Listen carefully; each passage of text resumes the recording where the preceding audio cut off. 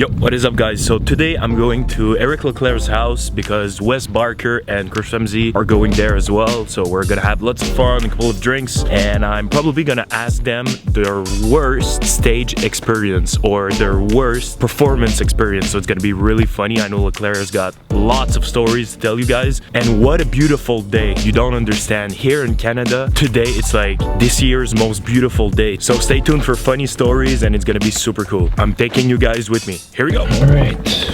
Whoa. It's so hot in my car, it's crazy. But hot is better than cold, so I'm not complaining. I'm super happy. It's like one of the first time I put AC in my car this year. Look how happy I am. Okay. Just arrived at Leclerc's.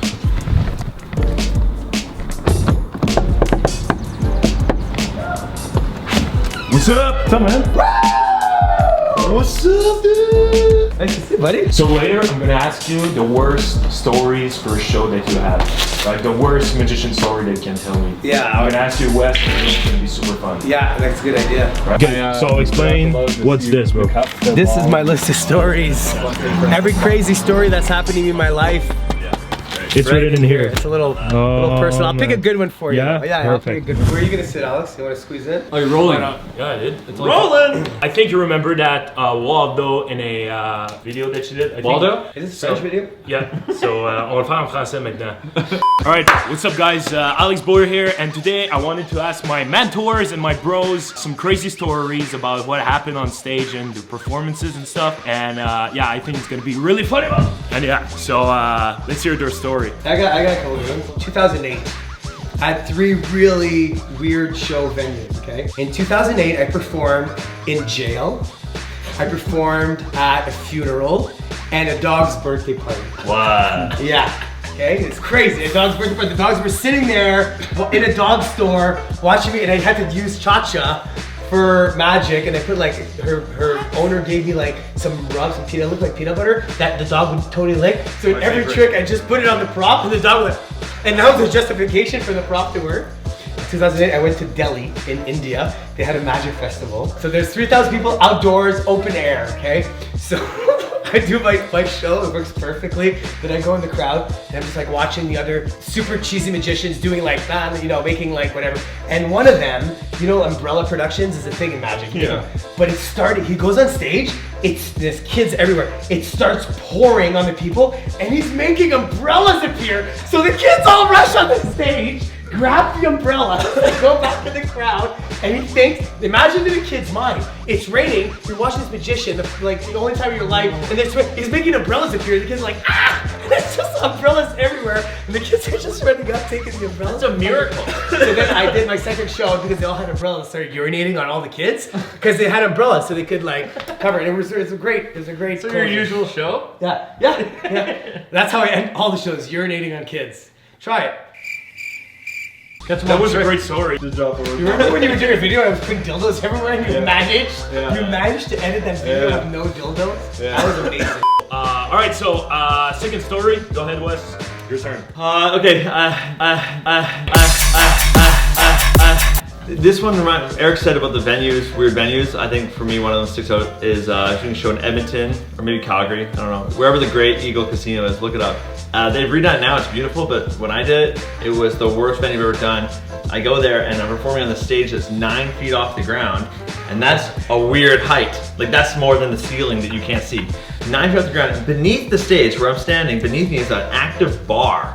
People serving drinks, mixing drinks, and then also a bar with people at it, but are underneath the stage, they can't. So they're ordering drinks like, I'll get 2 shots, a martini, and like things, and I can, what the hell? And then after them is a walkway. After the walkway is slot machines, because it's a casino, like rows and rows of slot machines. After them is another walkway, and then there's 140 seats out there in this random place.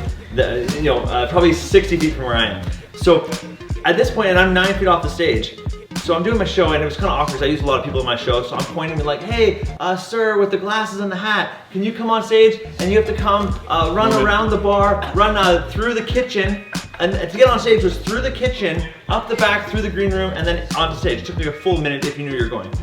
So my big finale at the time was walking on broken glass. So for my big finale, but the angle, because it's so high, they can't see below my knees because of how high the stage is. So my grand finale is just me doing this across the stage. And people so far away can't hear the glass even crunching. So they just see some dude just slowly walking and expecting applause while other people are playing slots and ordering more beers.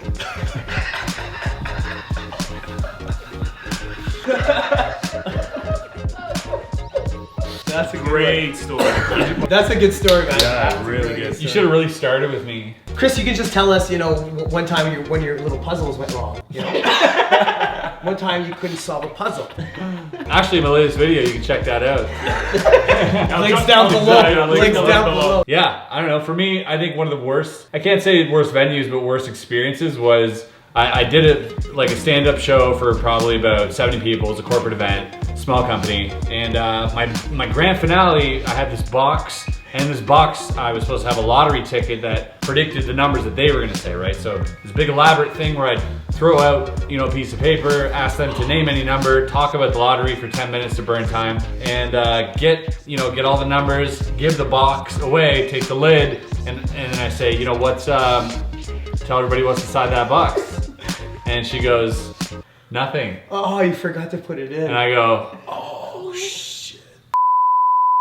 I think I actually said that too. And I grabbed the box. Sure enough, there's nothing in it. And that was my finale.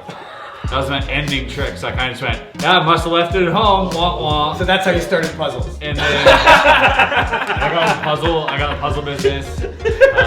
Definitely less anxiety there.